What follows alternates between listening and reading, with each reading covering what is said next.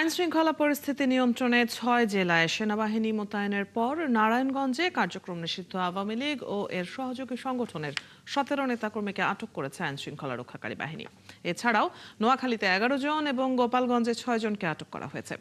এদিকে ঢাকা সহ চট্টগ্রাম, নারায়ণগঞ্জ, ফরিদপুর, গোপালগঞ্জ ও গাজীপুরে সেনা টহল চলছে তল্লাশি।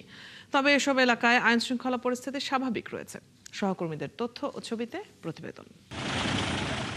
সোমবার রাত থেকেই চট্টগ্রাম নগরীর গুরুত্বপূর্ণ সড়কগুলোতে চলছে সেনাবাহিনী সহ আইনশৃঙ্খলা রক্ষাকারী বাহিনীর টহল। পাশাপাশি বিভিন্ন সড়কে সন্দেহভাজন যানবাহনে তল্লাশি করা হচ্ছে।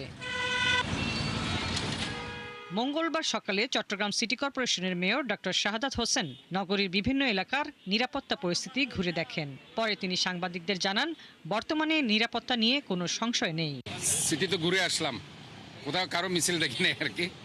তো এমনি ভালো, এরা একটা প্রিপারেশন নিয়েছে। আমাদের আইনশৃঙ্খলা বাহিনী তারা খুব তৎপর, আমি দেখতে পাচ্ছি বিভিন্ন জায়গায়, আমি পয়েন্টে দেখছি তারা অত্যন্ত সজাগ আছে।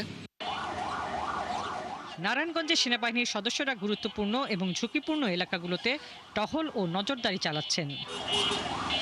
গাজীপুরে সেনাবাহিনীর ১২০ সদস্যের একটি দল প্রস্তুত রয়েছে বলে জানান গাজীপুরের জেলা প্রশাসক নুরুল করিম ভূঁইয়া।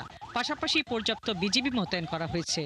মঙ্গলবার সকাল থেকে ৪ প্লাটুন বিজিবি মাঠে কাজ করছে। ফরিদপুরে ১৫ আরই ব্যাটালিয়নের ১২৫ জন সেনা সদস্য মোতায়েন করা হয়েছে। প্রশাসন ও আইন শৃঙ্খলা রক্ষাকারী বাহিনীর সদস্যরা তাদের সহায়তা করছে। মঙ্গলবার সকাল থেকে সেনা সদস্যরা আইন শৃঙ্খলা নিয়ন্ত্রণে কাজ শুরু করে। গোপালগঞ্জে যে কোনো ধরনের নাশকতা ঠেকাতে তৎপর রয়েছে যৌথ বাহিনী। সেখানে ৫ প্লাটুন সেনা সদস্য অবস্থান নিয়েছে।